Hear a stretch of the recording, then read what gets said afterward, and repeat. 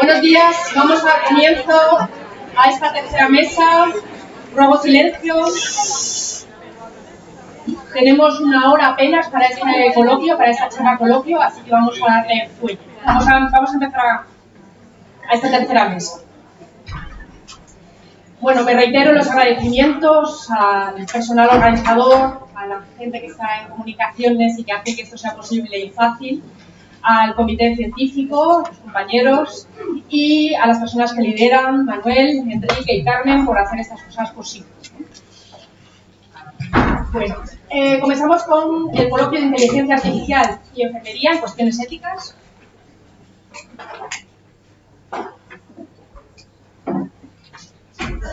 Y voy a empezar presentando a la mesa, a las personas que tengo a mi izquierda, que son los expertos en ética.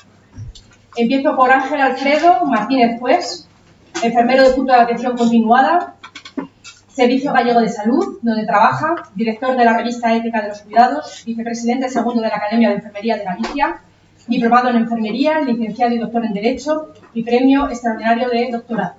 Su actividad profesional es como enfermera asistencial, más de 40 años de ejercicio profesional, abogado del Colegio Ilustre del Colegio de Abogados de Ourense, jefe de servicio del Instituto de Salud Carlos III y aparte de docencia impartida, más de 60 publicaciones como autor y de investigador principal en diferentes proyectos.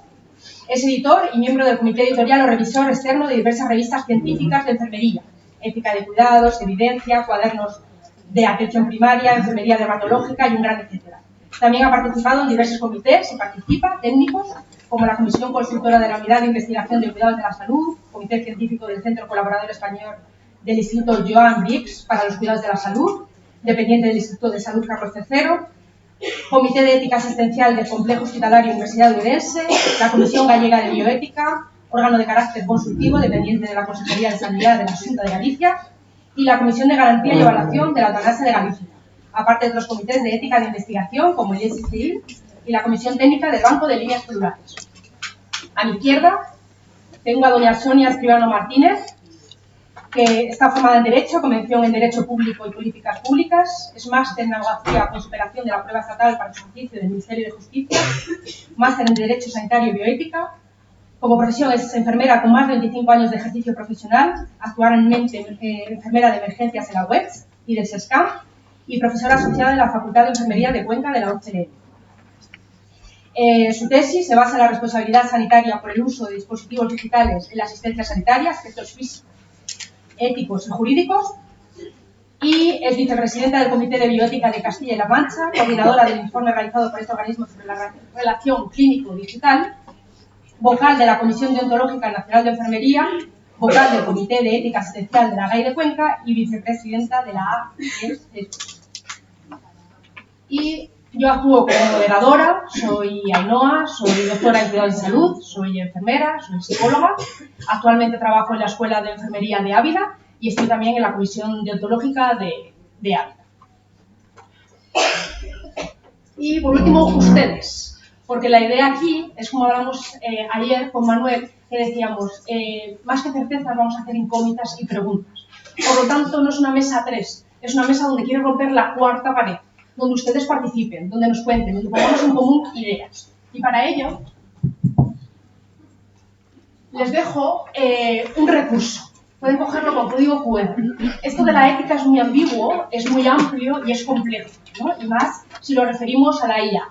Por lo tanto, he hecho este documento facilitado por Jesús Martín, que es una persona que está investigando sobre ética e inteligencia artificial, y me ha dado pues, esta información y he sintetizado estas que yo creo que son de gran interés.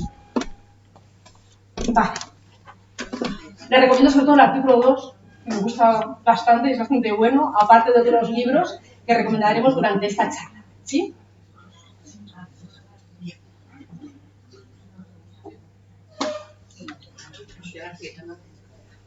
Antes de empezar con las preguntas de lanzamiento, cuando yo me planteé que podíamos hacer hoy aquí y hacer un marco teórico, pues era complejo. Primero porque había 2 mesas anteriores donde ya se daban datos, ¿no? Entonces no creo que sea de interés esta mesa el dar datos o un marco muy cerrado. Todo lo contrario. Queremos eso, crear interrogantes. Por lo tanto, cuando empezamos a datar y a hacer esa revisión y a empezar a hacer esa búsqueda, me van a permitir que para hacer esta antesala y empezar todos a hablar, les hable de un recuerdo. Y este recuerdo quiero que les lleven a una idea, ¿no? Porque vamos a hablar de eso, de ética, ¿no? De replantearnos qué vamos a hacer como disciplina enfermera con la inteligencia artificial. Bueno, yo soy de un pueblo de Asturias que se llama La Figuerina, muy chiquitito, muy pequeñito, de un valle, donde, bueno, mis abuelos, eran 10 casas, el pueblo en sí son 10 casas. Y cuando yo me planteo toda la ética, la moral, los valores, que es lo que nos vamos a cuestionar hoy, he pensado, ¿quién me transmitía a mí todo esto? O estos valores que yo tengo, ya como disciplina enfermera y como personal, ¿de dónde he cogido yo esa esencia? Tengo un recuerdo muy enclavado en mi mente, que tenía 8 años, estamos en el salón de la Figuerina, como yo os digo, y estaban mis tíos en plena discusión, todo el mundo hablando, y mi abuelo, un hombre alto, ojos azules, pelo blanco, que transmitía con la mirada, y de verdad con una educación que a día de hoy, por mucha formación que tengamos, yo creo que tengo esa esencia de esa educación y saber estar transmitida por él. Y recuerdo estar en una mesa, yo tenía 8 o 9 años, tomando mi colacao ahí con mis galletas, mi leche, y empezar todos mis tíos a discutir en ese momento. Y era una discusión, no sé por qué discutían, pero estaba todo el mundo discutiendo y yo sabía que algo pasaba ahí. Y mi abuelo tranquilamente seguía con su tazón de leche y comiendo. Entonces me hizo un gesto, se giró y miró así cuando estaba todo el mundo discutiendo y me dijo, Ainhoa, ¿quieres más leche? Y le digo, sí, abuelo, pero me falta leche. Entonces se levantó y dijo, voy abajo a por leche. Y todo el mundo que estaba hablando en alto bajó el tono, algo pasaba ahí, yo no sabía lo que estaba pasando, pero el voy a por leche no era un voy a por leche normal. Bajó a la cuadra que estaba debajo de la casa, sacó la leche, subió otra vez arriba donde estábamos en el salón y dijo, vamos a empezar por partes. Ya todo el mundo ya estaba mucho más calmado, él ya había respirado, ¿sí? Y dijo, están las vacas sin sacar, va a parir una vaca, las cuadras están sucias y encima el tractor no va bien. Así que vamos a empezar a ordenar esto y luego ya nos replanteamos qué vamos a hacer con todo el resto. Este símil que yo hago, con lo que vamos a ver ahora mismo con la inteligencia artificial y con la ética, tiene gran importancia. Porque yo creo que como disciplina sabemos los valores que tenemos, pero no tenemos un abuelo en la disciplina enfermera con la IA que nos diga por dónde tenemos que ir, ¿sí? Por eso viene bien hoy este coloquio, porque tenemos que poner encima de la mesa nuestros replanteamientos. Pido mucha participación, pero tenemos que tener una cosa clara, los principios y valores que tenemos, esa esencia, como disciplina ya la tenemos. Vamos a empezar a darle forma. Por ello, empiezo con las preguntas de lanzamiento que ya tienen, que las voy a derivar a Ángel en primer lugar. Y dice lo siguiente. ¿Estamos hablando de ética o ideología de la inteligencia artificial? ¿Realmente hay una ética en la IA? Dicho de otro modo, ¿una ética de la IA es la que deben practicar los sistemas inteligentes desde sus propios valores? ¿O es la que los seres humanos deberíamos adoptar para servirnos de los sistemas inteligentes? Les he de decir que lo hemos dividido como en 3 bloques. Él, aunque hablemos todo y esto va a ser transversal, él se va a centrar mucho más en la ética, ella en la parte jurídica y yo, llegado el caso, en la parte humanística. ¿Sí? Gracias, Sonia. Ahí no. Estamos bien. En primer lugar, quiero agradecer al comité organizador, a la Organización Colegial de Enfermería, Consejo General de Colegios Oficiales de Enfermería, la Fundación INDES, y felicitarles por esta iniciativa. Y segundo, quiero hacer una declaración de interés, porque aquí estamos nombrando marcas comerciales, ChatGPT. Yo no he recibido ninguna compensación económica de ninguna casa comercial. Lo digo porque me veréis que recomiendo más otras inteligencias generativas distintas a ChatGPT y no me pagan, ¿vale?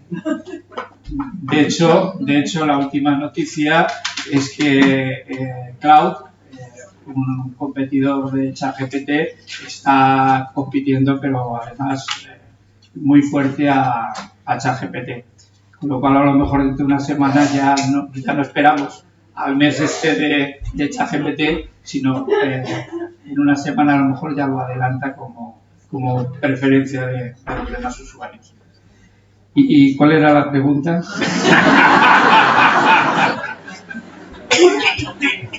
Es broma. Casualmente esta pregunta se la hace Adela Cortina, que es una catedrática de ética de la Universidad de Valencia, que ha escrito precisamente un libro, Ética o Ideología de la Inteligencia Artificial. Se hace esa pregunta, ¿no? Porque estas máquinas inteligentes tienen ética, o son los hombres que manejan estas máquinas los que necesitan la ética. Eso es un planteamiento, ¿no? Es una pregunta crucial. Otra es, ya se ha dicho anteriormente, si las máquinas, los seres inteligentes, van a ser las que nosotros utilicemos o son ellas las que nos van a sustituir, ¿no? Lo que decía Emilio de si preferimos que nos hagan la colada, que nos laven los platos y nosotros tener tiempo para escribir y para pintar, o es al contrario. Dejamos que la inteligencia generativa sea la que escriba y la que pinte y nosotros dedicarnos a hacer la colada. Y eso en enfermería pasa muchas veces. Yo leía un artículo hace poco, por cierto, si me enrollo mucho, paradme porque tengo tendencia a enrollarme, ¿no? Hace tiempo leía un artículo que decía que las enfermeras dedican, y ojo al dato, aquí hablamos de datos, del 8 al 18% de su tiempo en tareas que no son de enfermería. Poco, ¿verdad? Claro, ahora nos vienen a decir que la inteligencia artificial nos va a ayudar, pero, por favor, a quien va a ayudar es a nosotros. A nosotros estamos haciendo cosas de otras categorías, ¿no? O sea, vamos a ir poniendo y vamos a ir centrándonos. Y luego, ¿en qué tareas nos van a ayudar? ¿En las penosas o en las de gestión? Porque muchas veces la implementación viene de arriba a abajo. Y yo lo que propongo, y esto yo lo que me gustaría que si fuerais si os llevarais una conclusión de aquí, es que la inteligencia artificial se tiene que construir de abajo a arriba. Y la enfermería tiene que estar desde el principio hasta el final en todos los procesos. Porque hay una cuestión, hay varias leyes en torno a la inteligencia artificial, no son leyes jurídicas, son leyes de experiencia. La primera es que la inteligencia artificial ha venido para quedarse. La segunda, bueno, no es por ese orden, pero bueno, lo digo por llevar un orden. La segunda es que se está investigando y se está haciendo inteligencia artificial que nosotros no somos capaces todavía de entender. La siguiente es que a veces las empresas tardan bastante en implementar esa inteligencia artificial. Y por último, el dilema de Colpitts, que es cuando una inteligencia artificial o una tecnología se implanta, luego es muy difícil de cambiar. Muy difícil. Por eso tenemos que estar desde el principio, porque no nos pase lo que ha ocurrido siempre con enfermería, por lo menos en Galicia, en Orense, de donde yo vengo. Y es que vosotros conocéis el síndrome de hospitales patas para arriba. Quiere decir que tenemos hospitales que están continuamente en obras, permanente en obras. O sea, no paran cierran uno y abren otro y estamos así. Con la inteligencia artificial pasa lo mismo porque es un proceso muy rápido, muy rápido. Es lo que hablaba Bauman de sociedad líquida. Los cambios son muy rápidos y a toda prisa. Y entonces todo esto está permanentemente en obras. No podemos esperar a que se construya el hospital para luego decir para luego intervenir enfermería y decir, es que falta esto, falta lo otro. Hay que estar desde el principio y desde el inicio del proceso. Y yo si os lograra convencer de este postulado, ya me daría, o sea, ya estaría satisfecho. Andrés, una pregunta. Ángel. Ángel. O sea, me lo merezco porque le he cambiado el nombre ahora, ya sé que...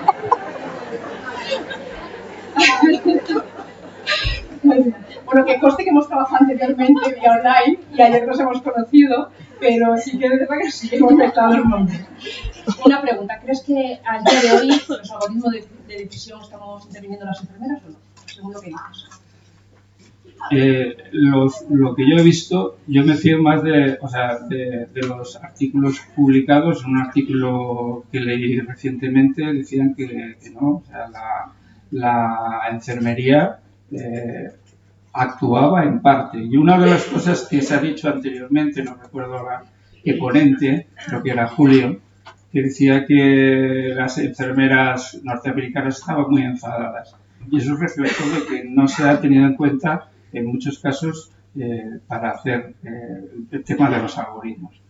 Y aquí hay que decir, bueno, como somos muy aficionados a inventarnos palabras, hay una palabra por ahí que es algorética. Y es, empecemos a pensar más en la ética del algoritmo que no en los algoritmos en sí, ¿no? De cómo podemos meter la ética en esos algoritmos. Perdón, es que esa es la pregunta.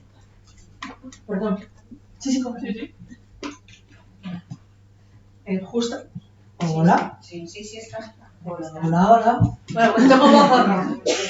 No. Pero estoy perdón. Que vaya bronca en un minuto. ¿Qué digo yo?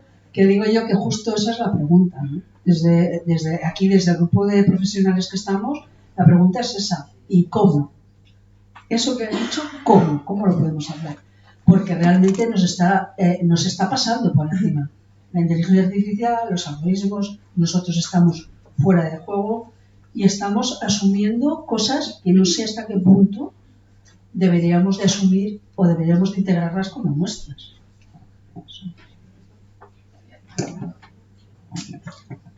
Doy palabra a Sonia para que nos cuente un poco cómo está.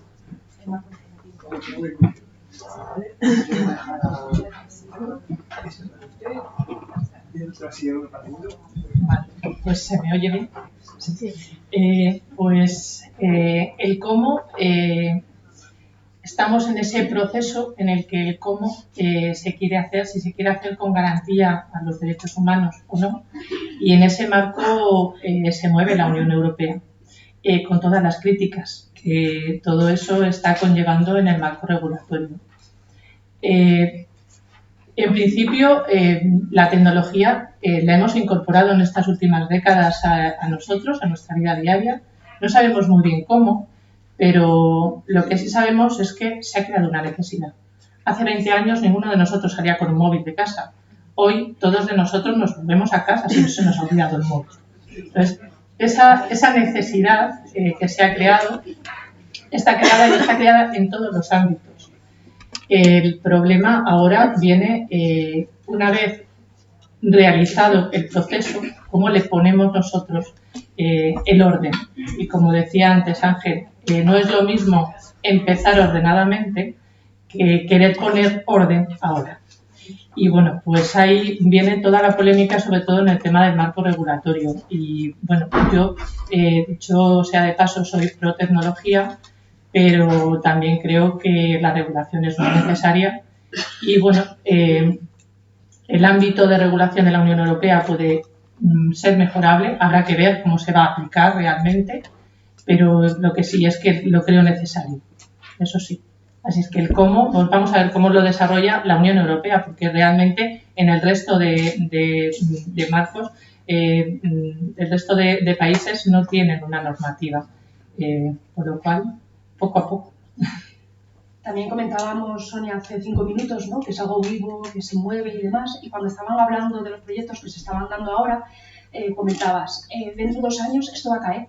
Es decir, muchos proyectos de los que están hablando ahora y se están conformando, a nivel legislativo se va a caer porque está cambiando la IA. ¿A qué te referías con eso? Pues a ver, me refería, el reglamento de inteligencia artificial fue publicado en julio de este año, entró en vigor en agosto.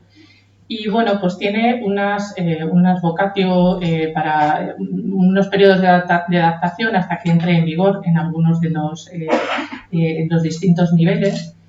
Y bueno, pues por ejemplo, el caso del escaneo del iris hace no llega un año, pues fue toda una revolución. Bueno, esa situación en el marco legislativo actual ya es impensable.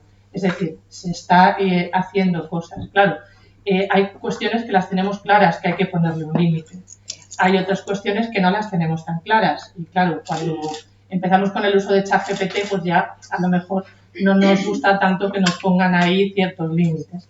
Pero bueno, dentro de 12 meses habrá que ver esa IA general entra en marco regulatorio y veremos a ver cómo se configura.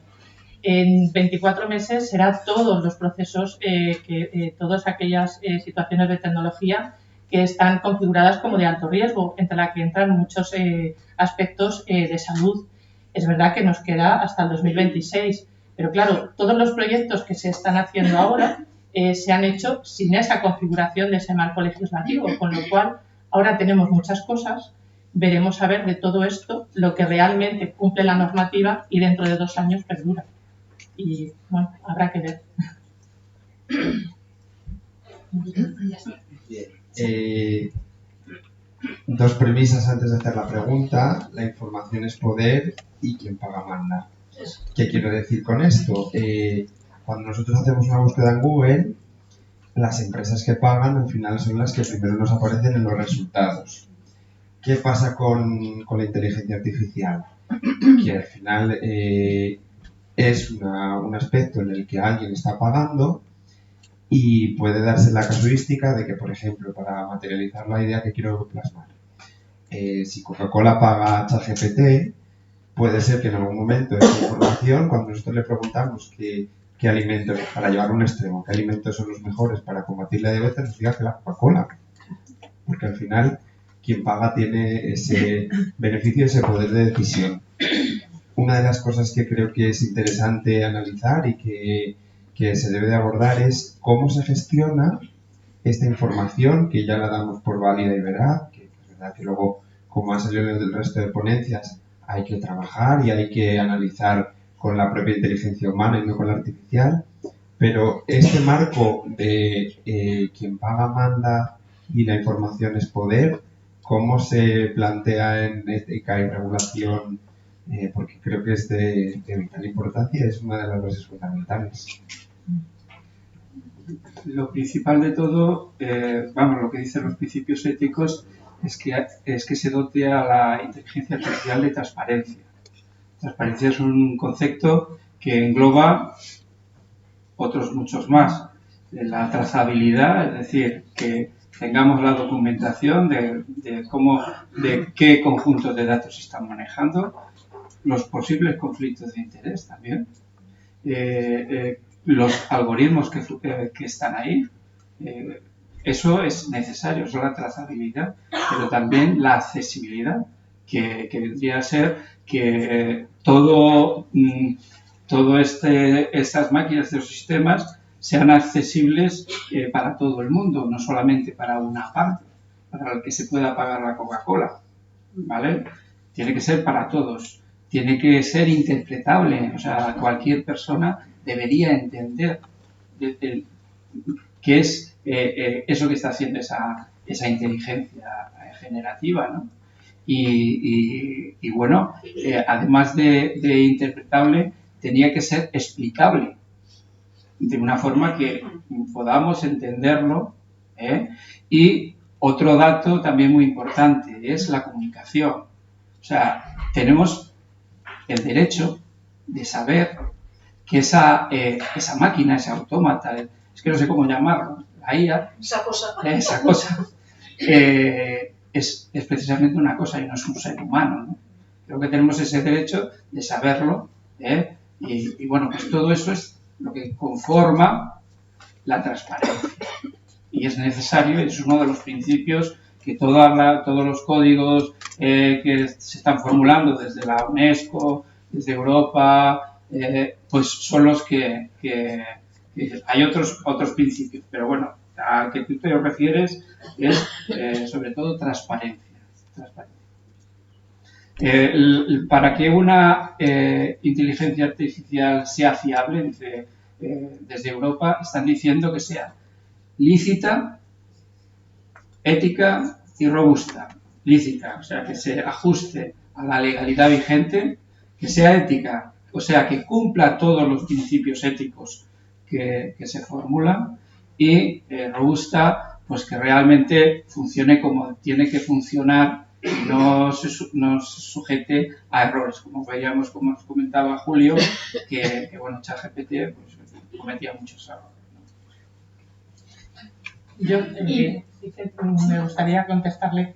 En esa parte está claro que el dinero es poder, pero creo que tenemos que poner en valor esa iniciativa de la Unión Europea, donde a pesar y con el peso específico que supone la pérdida de poder en renunciar a ciertas situaciones, sobre todo en cuanto a no estar en la innovación, progreso tecnológico, ha puesto la Unión Europea. Podemos estar a favor o en contra, y todo tiene ventajas e inconvenientes, sin lugar a dudas. Pero desde luego es un valor que sí que pues, la sociedad occidental europea ha puesto, y hay que tenerlo en consideración, es decir, es toda una apuesta por encima y por delante de las tecnológicas, que tienen muchísimo poder. Y bueno, hay que dar esa mención al menos. Hablábamos de las preocupaciones que nos preocupan. Sí, hay una persona que quiere decir. Vale, pues paso palabra.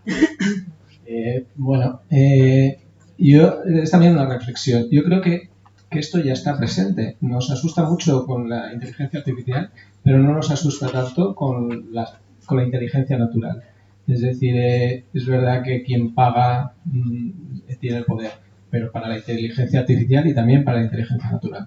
En Estados Unidos hace unos años se ha multiplicado por 3 el consumo de estatinas porque se bajó de 220 a 200 el nivel de colesterol. Esto fue una decisión seguramente científica, pero bueno, nadie asegura que no haya habido interferencias y lo lanzo solo, no digo que haya sido así. Pero esto que lo tenemos, yo conozco compañeros que son más éticos, compañeros que son menos éticos, y no hay un cribado previo para que ejerzan su profesión. Y sin embargo nos asusta mucho que la inteligencia artificial no lo haga. Es decir, aprovechemos que efectivamente podemos adelantarnos y poner los filtros necesarios, pero no nos asustemos porque ya lo tenemos aquí. La inteligencia natural no es más ética que la inteligencia artificial, no es menos corrupta que la inteligencia artificial. Entonces aprovechemos lo bueno y si podemos poner filtros previos, perfecto. Pero no es nada que no tengamos ya encima. Yo sí que es que discrepo. Discrepo además de una manera... hasta ahora es verdad que hay distintos niveles de inteligencia natural, distintas capacidades de cada uno de los humanos, pero el problema es que la inteligencia artificial, no tanto la inteligencia artificial, sino la inteligencia artificial unida a la neurotecnología, supone un riesgo muy importante en ese aspecto de las capacidades humanas. Y bueno, ahí además hay que hacer un poco alusión a Rafael Yuste, investigador español en este sentido, que bueno, está desarrollando el tema de los neuroderechos y su inclusión dentro de los derechos humanos. Y bueno, pues una de las cuestiones es que el uso de la neurotecnología, cuando nos lo planteamos para cambiar una situación patológica y mejorarla, pues no tenemos ninguna duda. El problema es la cantidad de datos neurotecnológicos que se están recogiendo el uso que de eso se les va a dar, que es cuanto ni menos peligroso, sobre todo en manos de algunas tecnológicas, y sobre todo que se abre un mundo con el tema de mejorar capacidades en determinadas personas, que sí que va a tener un componente económico, el que pueda. Bueno, si me permitís, esta pregunta es muy buena porque acaba de abrir ahora mismo la caja de Pandora. ¿Qué quiere decir? Los dos, en cierta medida, tienen razón. Uno de los artículos que les he subido dice lo siguiente. Está creciendo la impresión de que el desarrollo técnico de las AIs, es decir, de la toma de decisiones basadas en inteligencia artificial, y la definición del marco ético apropiado para el uso de esta tecnología están cada vez más distanciados entre sí, un fenómeno también conocido como el dilema de Collingwood. Describe un dilema metodológico, en el que los esfuerzos por influir o controlar el desarrollo posterior de la tecnología se enfrentan a un problema de doble vínculo. Un problema de información, los efectos no se pueden predecir fácilmente hasta que la tecnología no se desarrolla y difunda ampliamente. Y por otro lado, un problema de poder. El control o el cambio son difíciles una vez que la tecnología se ha establecido. Es decir, se corre un riesgo. Si nosotros ahora mismo no implementamos la IA por miedo a acotamos, no se desarrolla. Y es un riesgo fundamental. Pero por otro lado te está diciendo, cuidado, porque tiene que tener un control en ese desarrollo, ¿no? Entonces estáis hablando de la misma balanza y digo lo que dice la evidencia, ahí como apunte. Sí. Yo prefiero ver, es como la ética de la investigación, que parece ser un freno a la investigación. Yo lo comparo y pongo un símil de que la ética no es un freno a una locomotora desbocada. Yo prefiero entenderla como un engranaje que hace que esa locomotora funcione y no descarrile. Esa sería la función que tendría la ética. La ética tendría ese argumento para que la inteligencia artificial no se nos vaya de las manos. ¿Alguna pregunta? Sí. ¿Me oyes? Vale, yo te voy a hacer unas preguntas como usuario, son a lo mejor un poquito técnicas, pero sí que me interesaba, ya que tengo a los dos abogados enfrente, ¿no? Pues me interesa. Primeramente, yo utilizo la inteligencia artificial en mi consulta de manera normal y habitual, pero a mí me surgen dudas. Primero, por la Ley General de Protección de Datos, debo permitirle permiso al paciente de alguna manera para poder tratar esos datos, aunque sean de forma disociativa. Punto número 1.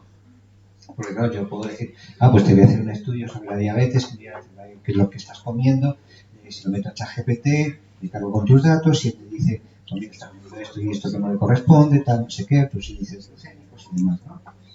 Tengo que pedirle permiso al paciente e informarle de que voy a utilizar sus datos en una IA. Punto número 1. 2.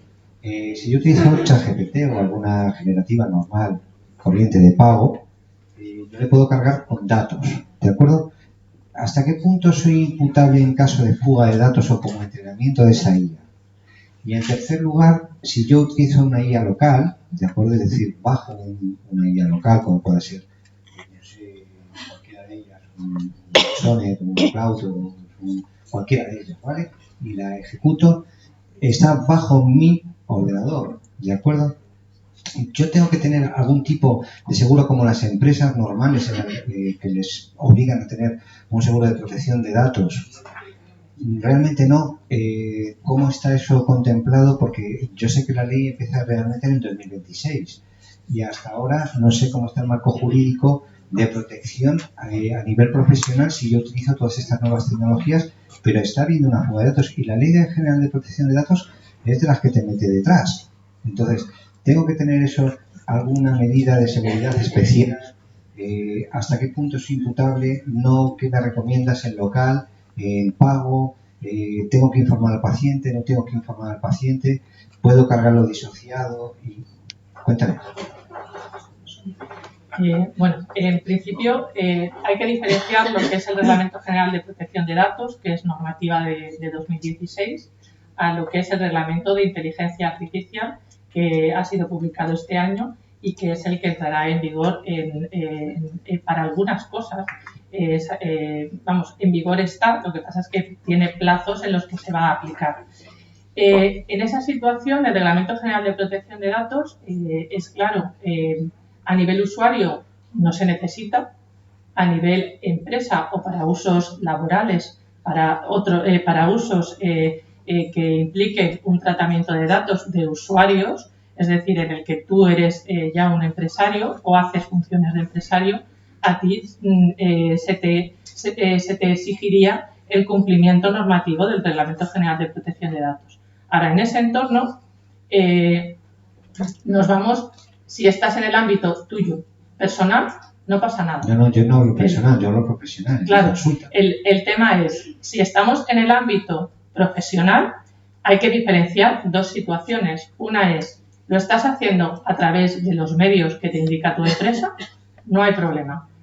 Los datos para tratamientos de salud dentro del entorno seguro que te pueda proporcionar tu empresa, y si no es seguro, será una responsabilidad de la empresa, están avalados para ese uso de datos.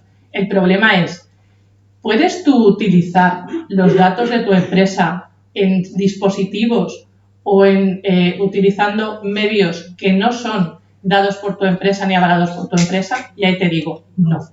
Claro, pero es que estamos hablando de utilizar la GPT, esto es maravilloso, esto no sé qué, pero luego es mentira. No lo podéis utilizar en vuestro trabajo normal porque resulta ser que no estáis avalados por el SACIR. Bueno, con lo cual lo tengo que utilizar bajo mi ordenador, bajo mi dispositivo, y poder sacarle las preguntas o cargarle y entrenarle mi chatbot de GPT, ¿de acuerdo? Mi micro chatbot, para que realmente no lo puedo utilizar, ¿me estás diciendo?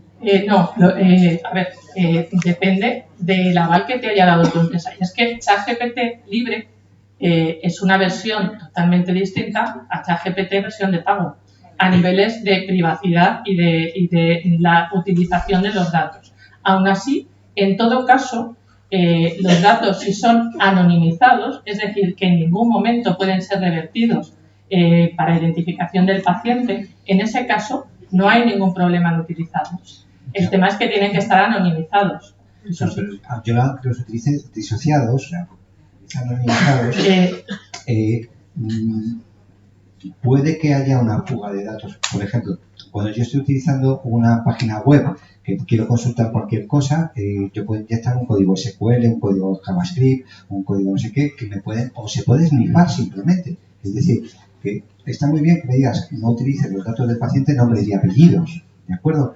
Pero en un momento determinado se puede llegar en un momento determinado a asociar con estás utilizando un paciente. Yo estoy teniendo una foto de una úlcera por presión en mi móvil y sin embargo no debería de utilizarla, ¿de acuerdo? Y si más disociado que eso, ¿me explico? Bueno, no, más disociado que eso, ahí hay un problema. Nos pensamos que están disociados datos que no lo están, porque tú puedes hacer una captura de una foto con tu móvil y hay dos problemas. Primero, hay unos metadatos que tienen mucha información de esa fotografía. Eso por un lado. Con lo cual, ahí no hay ninguna anonimización de los datos.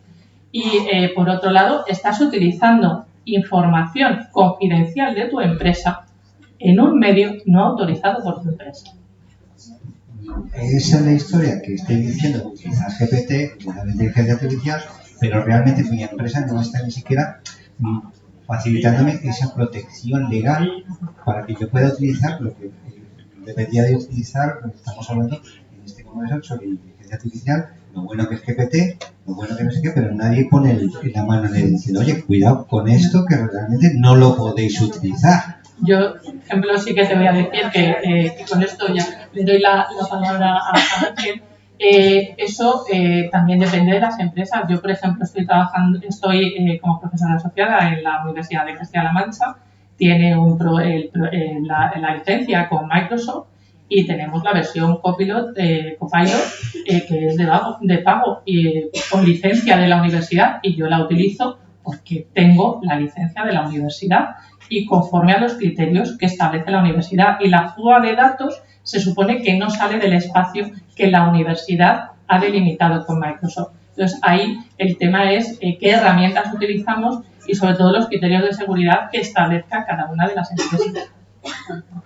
Hay que tener mucha precaución porque con la pseudoanonimización, o sea, la anonimización reversible, todo el mundo entiende que con un mínimo conjunto de datos, que además no tiene que ser el nombre, simplemente Yo saber el código postal de una ciudad, pues ya sé que si cae en el barrio de Salamanca, pues hay un nivel adquisitivo importante. Bien.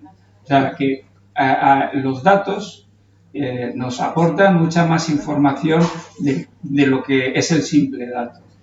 Y la anonimización hoy en día también, lo que hablaba Sonia de los metadatos, a veces ya consigue revertir. O sea que ya no hay una seguridad. De momento creemos que hay la anonimización completa, pero no estamos muy seguros. Entonces, prudencia y sobre todo manejando datos sensibles de salud, que hay que tener los mínimos datos posibles. No escoger datos, sino lo mínimo y a ver cómo se va desarrollando todo esto. Porque claro, estamos viéndolo en vivo y en directo.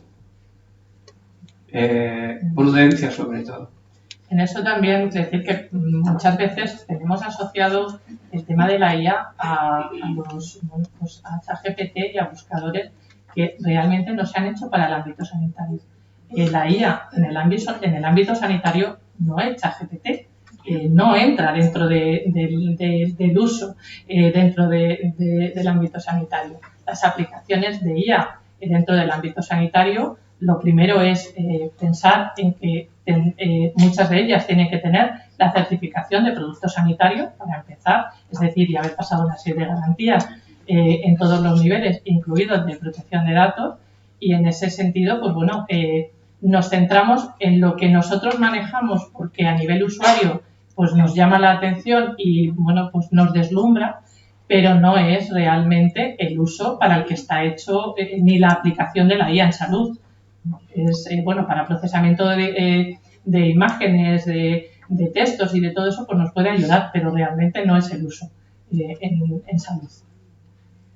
Antes de desarrollar cualquier aplicativo, cualquier programa, se debería hacer en un entorno seguro, de forma de que no hubiera fuga de datos. Solo tendríamos que tener un entorno controlado. O sea, no se puede tener un puerto abierto para que cualquiera pueda entrar ahí y coger todos los datos. Eso ya ha ocurrido en el Reino Unido, creo que fue en el 2016, pues una empresa con el NHS para hacer una investigación predictiva sobre la insuficiencia renal aguda y bueno, hubo filtración de datos.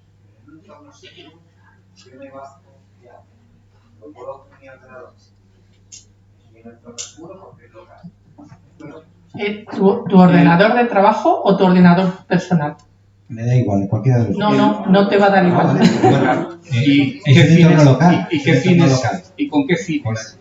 Claro, es que es porque son fines de investigación. No va a haber fuga porque es un entorno local. El tema no es si es un entorno local. El tema es que si tú utilizas un dispositivo tuyo personal, entras en el ámbito de personal en el que estás cogiendo datos de una empresa y la estás metiendo en tu ordenador personal. Si nos vamos a la otra situación, la situación es que tú estás en un ámbito de una empresa utilizando el ordenador para un uso para el que no estás autorizado. Eso es muy interesante porque, claro, es que todo esto hay que explicarlo para que no utilicemos mal las cosas desde el punto de vista legal.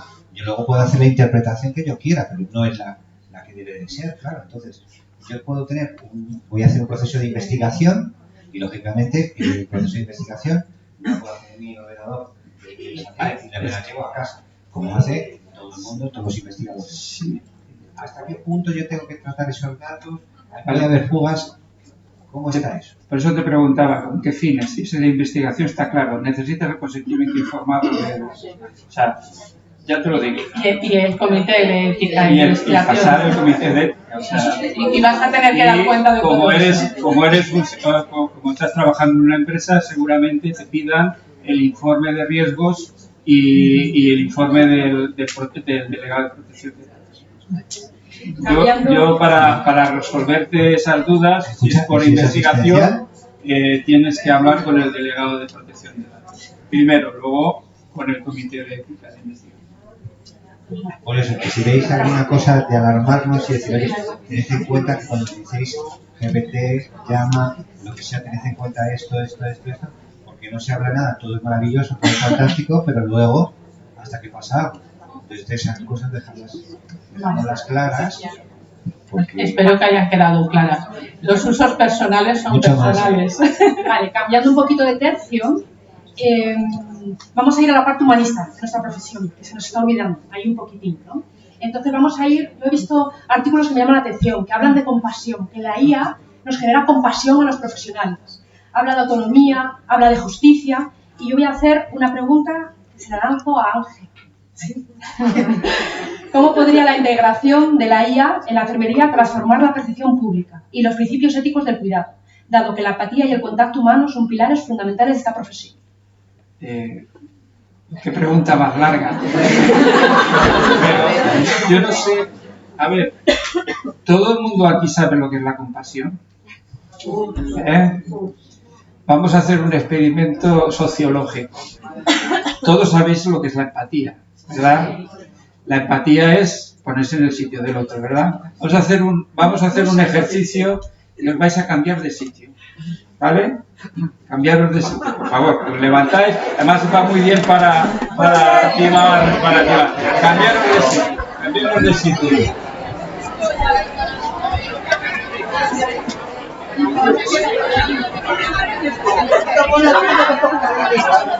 A ver, cuando digo cambiarnos de sitio, al lado, al lado. Vale. Esto en términos gráficos es empatía, es cambiarse y ponerse en el sitio del otro, ¿vale?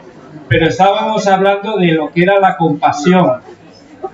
La compasión es preocuparse del otro. Entonces ahora cambiaros de otra vez, volver al sitio, pero antes le dais un abrazo, porque nosotros somos cuidadores y cuidamos al que tenemos al lado. Entonces, darle un abrazo y cambiar.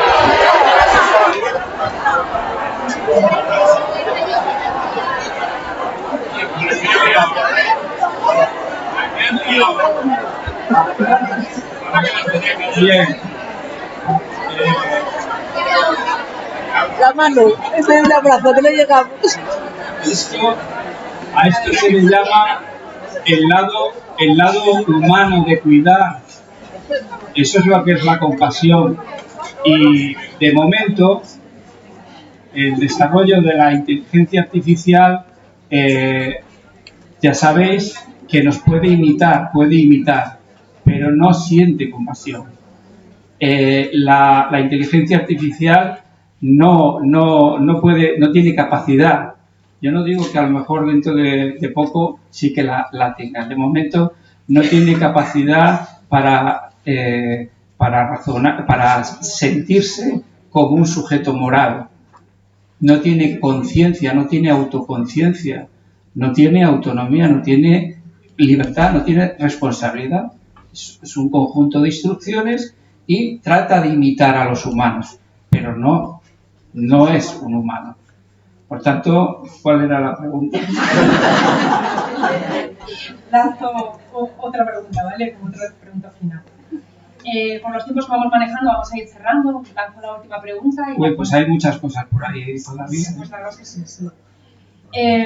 Dentro de las discusiones que hemos tenido, ¿no? Nos planteamos lo siguiente: ¿cómo se ve el futuro de la enfermería con la integración de la IA? ¿Y qué desafíos éticos se pueden anticipar? Es decir, ¿cómo vemos nuestro futuro en nuestra disciplina? ¿Alguien que quiera comentar?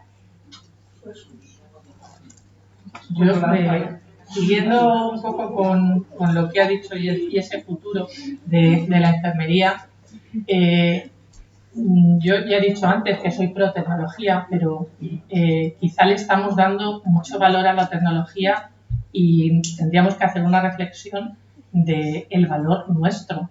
O sea, creo que si la IA consigue tener compasión, a lo mejor lo que tenemos que empezar a pensar es si el ser humano está haciendo esa labor de compasión. Y a lo mejor este avance de la tecnología lo que hay que ponerlo es en relevancia a la falta de valores y de desarrollos de esas habilidades humanas que estamos perdiendo nosotros como humanos en la atención. Era algo que quería matizar. Sí, porque veníamos ahora de un proceso de humanización de los cuidados, ¿no? Y ahora nos vienen máquinas inteligentes a hacer esa humanización, ¿no? Es un contrasentido. La inteligencia artificial es lo que se llama una tecnología disruptiva, una disrupción antropológica como no ha existido jamás.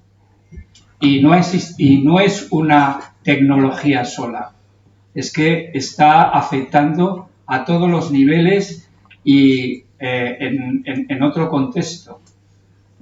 Os voy a poner un ejemplo con la genómica. Antes, cuando hacíamos una investigación, manejábamos unos cuantos datos, unas variables, y con eso pues hacíamos unas inferencias, ¿no? Pero ahora con la inteligencia artificial podemos manejar pues 20.000 genes, podemos manejar 150.000 metabolitos, podemos manejar un montón de datos junto a todas las variables sociodemográficas comunes, ¿no? Con eso nos va a dar una cantidad de información tremenda y además es que la inteligencia artificial la puede manejar, ¿no? Eso nos va a dar una enfermería personalizada, predictiva, preventiva, poblacional y además participativa. Son las 5 P's de la medicina del futuro. Y eso aplicado a enfermería nos tendría que hacer recapacitar de que, bueno, tenemos que ponernos las pilas con esto. Por matizar, el futuro es el futuro o el presente es esa medicina 5P unida al hospital digital. Es decir, a esa forma de cuidado, y digo de cuidado porque creo que el hospital digital va muy con enfermería, en la que los pacientes no van a estar en el hospital, sino que bueno, tenemos una forma de cuidado que traspasa las barreras del hospital, que el paciente, bueno, pues lo estamos cuidando mientras está andando por el campo, en su casa, en el sillón, es decir, en unos sitios muy distintos del hospital. De hecho, si a uno de los a ChatGPT, a Copilot, les pedimos una imagen sobre un hospital del futuro, nos lo hace sin pacientes. Así es que, bueno, hay que, en esa transformación, tenemos que pensar que enfermería tiene que cambiar la forma en la que ha venido ejerciendo los cuidados fuera o más allá de las barreras de un recinto físico. Perdona, yo quería añadir antes, porque es una cosa que considero sí, bastante importante, y es que estamos hablando de ética de la inteligencia artificial y los que estéis en ética o en bioética sabéis que hay muchas clases y tipos de ética. Entonces, hay la ética principialista, hay la ética causalista, hay la ética deontológica y hay la ética del cuidado, ¿vale? Entonces, también es muy importante saber eso, porque no, o sea, si transmitimos a los algoritmos la ética deontologista o la ética principialista, pues vamos a imponer una serie de deberes, una serie de normas, cuando a lo mejor en enfermería es mucho más apropiado la ética del cuidado, la ética de la relación, la ética del contexto, ¿vale? Entonces, que lo tengáis en cuenta porque también tiene mucha importancia. No solamente es ética, sino qué clase de ética se implanta. Bueno, pues en relación con este asunto de la humanización, ¿no? La pregunta que haría es si realmente somos conscientes de que la propia inteligencia artificial está cambiando el sistema de valores. Es decir, que nosotros lo que estamos haciendo es contraponiendo un sistema de valores que tenemos académicamente formulado e históricamente formulado en la enfermería, ¿no?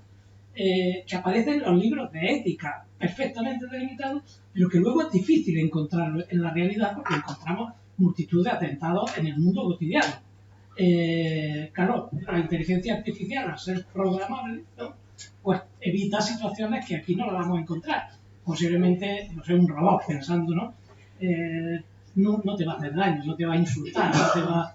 en fin, no está programado para eso, ¿no? Y sin embargo, los seres humanos lo hacemos, cuidado, y lo hacemos cotidianamente. Igual la mayoría de la gente aquí es muy joven, pero aquellos que tengáis mi edad y vamos de manera recurrente a los servicios sanitarios, ¿no? Pues nos damos cuenta de que dónde quedan esos valores que están bien, están formulados en la enfermedad. Y no puede, y ahora viene la pregunta, ¿no? Esto se podría aplicar también a la protección de datos, ¿no? Que en torno a la protección de datos, aquí se ha hablado tanto, lo que no somos realmente capaces de reconocer es que se ha creado toda una industria que no sé hasta qué punto nos está, digamos, beneficiando, protegiendo o realmente se está aprovechando de nosotros, ¿no? O sea, cuidado, ¿eh? Pero en el caso de la humanización, ¿no pensar por algún momento que a lo mejor el ciudadano va a preferir, digamos, un cuidado tecnológico a un cuidado humano? Porque al final le puede compensar más. Es decir, bueno, puede ser que esté dispuesto a renunciar a ese lado humano que tanto defendemos por tener un cuidado mucho más efectivo. Bueno, es un interrogante que dejo ahí, ¿eh? No significa que yo esté pensando en la respuesta ni muchísimo menos, ¿eh? Pero bueno, lo dejo. Yo sé que, y además me alegra la pregunta. La cuestión es, los pacientes tienen necesidades, necesitan cubrir sus necesidades. ¿Quién lo hace mejor? Si a mí esa necesidad me la cubre mejor una máquina, prefiero la máquina. Si me la cubre mejor un humano, prefiero un humano. Entonces la cuestión no es, lo que nos tenemos que plantear es qué valor damos nosotros profesionales distinto al que da la máquina. Y nos estamos centrando en todo el valor que da la máquina, que desde luego en capacidad de cálculo nos supera, sin lugar a dudas, en memorística nos supera, sin lugar a dudas, pero claro, es que nosotros tenemos otras habilidades que a lo mejor las tenemos un tanto olvidadas. O sea, yo cuando se hace un estudio y dicen que los pacientes sienten más, que la respuesta es más empática la de una IA que la de un profesional, el problema no es la capacidad de la IA, es la poca capacidad del profesional. Claro, eso es lo que yo quería decir. Es que... Ya está. Perdón, eso era lo que quería reiterar. Es que realmente tú estás diciendo, lo que Manuel está diciendo, es que prefieren la IA porque les da algo efectivo, que no les está dando la persona humana, pero hablamos de que los humanos tienen que dar esos cuidados, esa humanización que no les da la IA. Hombre, la IA no da un abrazo, no coge una mano, no está en el momento en el que van a intubar a un paciente que le puede decir tranquilo que estamos aquí. Eso no se lo dice la IA. Sí que le da luego respuestas a diagnósticos médicos que probablemente, no voy a decir que no, por el estudio ese que habéis comentado, las de mejor, a lo mejor más claras o a lo mejor en un lenguaje más fácil para ellos. Pero ¿y si ese abrazo es telemofónico que es la práctica no te resuelve? Claro, ahí está. Si no existe, claro que van a preferir la IA, pero vamos a partir de que existen. Pero sí que es cierto también Mientras tanto, lo que sí es que pensamos en que todos los pacientes quieren un abrazo, pero también los hay que no lo quieren. Pero la IA no sabe. No, claro, ahí está. Es que la IA muchas veces es capaz de discernir ese tipo de situaciones mucho mejor que un humano. Y al humano le costaría tan poco como preguntar, pero no lo hace. Voy a discutir un poco esto. ¿Por qué? Porque vamos a discutir un poco la mirada humanista. Y le voy a poner un ejemplo propio. Yo me planteaba esto en la docencia. Entonces vinieron un día y me dijeron, Ainhoa, tus alumnos el día de mañana, y puede pasar, van a tener unas gafas con un holograma donde pongan aquí, pongan la clase y se les explique. A mí esto me parecía como, eso es el futuro, imposible esto. 2 años después se hizo un congreso donde profesionales tanto de la docencia como alumnos se planteaban esto. No, donde esté una clase presencial y demás, no tiene nada que ver el holograma, y había mucha discusión ahí. A partir de ahí fue la pandemia y empezamos a trabajar todo de manera online. Yo les digo que estaba de manera online trabajando con toda la tecnología y yo sí que era un robot y no transmitía. No es lo mismo que estar aquí con ustedes, y ustedes lo saben cuando hacen una videoconferencia y están en una jornada de videoconferencia, a vernos aquí, a vernos las caras, palparnos y transmitir de manera directa. Somos humanos, es decir, tenemos una mirada humanista en esta disciplina y tenemos que ver que eso conforma unos valores que tenemos que defender. Tenemos que defender muy bien la IA, sí, pero nosotros tenemos que saber qué queremos de la IA, creo, así como final. Muy bien, muy bien.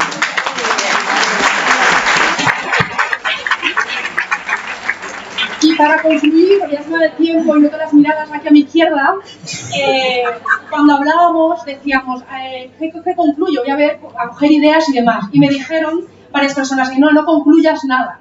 ¿Por qué? Porque es algo vivo que está en transformación. La idea que tiene que quedar es que en esa transformación y en esta construcción que estamos haciendo tiene que haber toma de decisiones de enfermería. No puede estar todo el mundo opinando, haciendo algoritmos de cuidados y nosotras no estar en esa toma de decisiones. Y como última conclusión, voy a cerrar como he abierto. Hay que hacer como mi abuelo. Cuando nos sature la información y estemos en esta rueda de hashtag y no sepamos por dónde ir, no ordeñar a todo el mundo, que lo va a ser difícil, pero sí ir a tomar un café, respirar, volver y decir, a ver, yo, mis valores, que lo tenemos éticos, deontológicos, de enfermera, los tengo claros. Y lo que se empuja desde esta jornada es que no tengamos miedo al cambio y a lo nuevo. Así que os invito a seguir formándoos mucho. Muchas gracias.